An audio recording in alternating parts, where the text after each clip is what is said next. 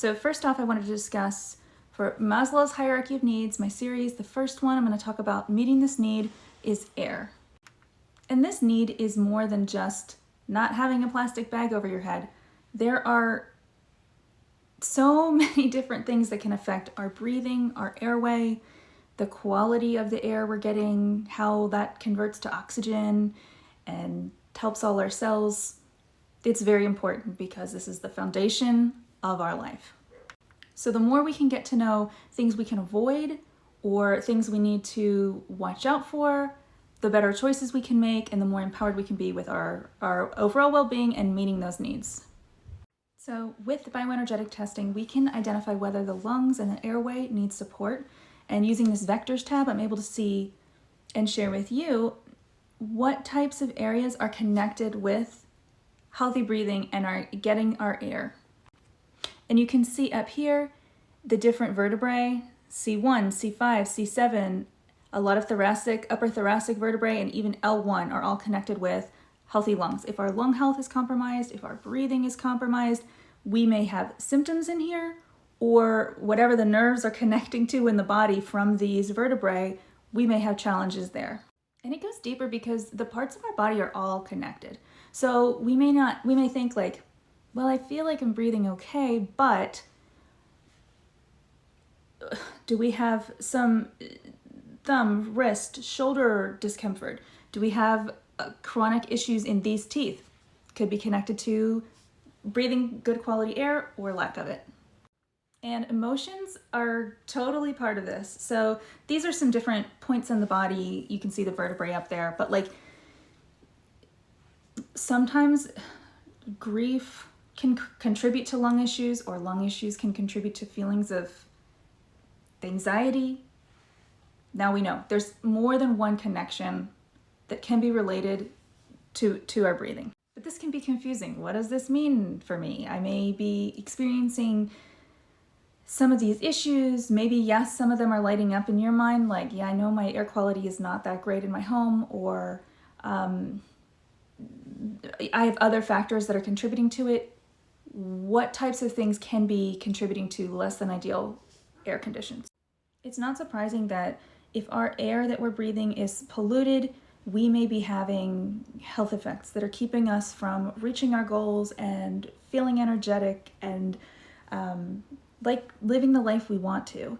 And this is one of the things we can scan for in our bioenergetic testing.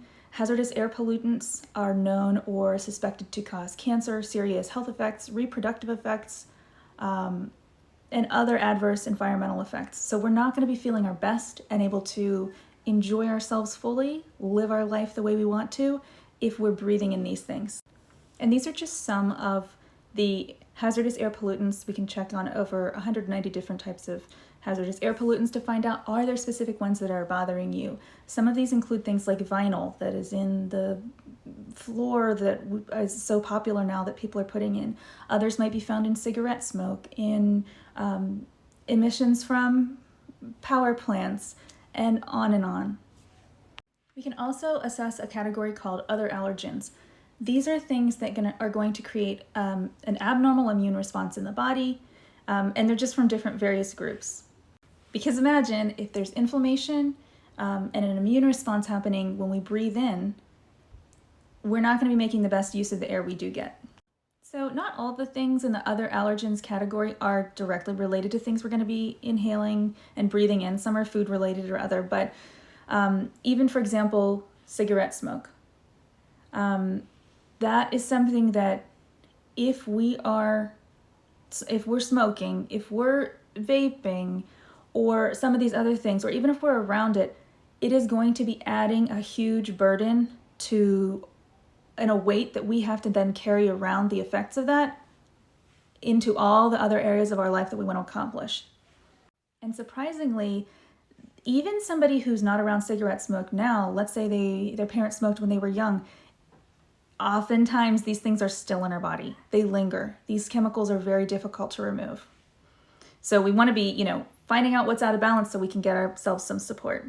And these are some of the other ones. And I think it's funny that Kleenex is on there. Yeah, that's more like skin related and things. But if we are somebody who has suffers from seasonal allergies, or we have a cold and we find that our like nose and airways like getting irritated and inflamed, a lot of times we can even be having an allergic type response to that, whatever the chemicals and stuff they use in there are.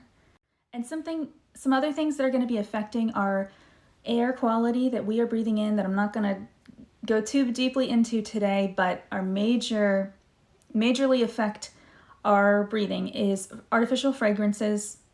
Cannot say enough how these are causing brain symptoms, migraines, headaches, of course affecting our breathing, because those molecules are on every breath we take, and now there's an inflammation response in our lungs. And they list fragrance, but as you can see, like they can be up to 4,000 separate ingredients. They are toxic and carcinogenic. Headaches, dizziness, allergic reactions, skin disorders, coughing, vomiting, skin irritation. And what I've noticed so much more lately, because people are buying these fragrance beads that they put in their laundry now, even more toxic than dryer sheets. And they're like designed to stick around. It's just, these accumulate.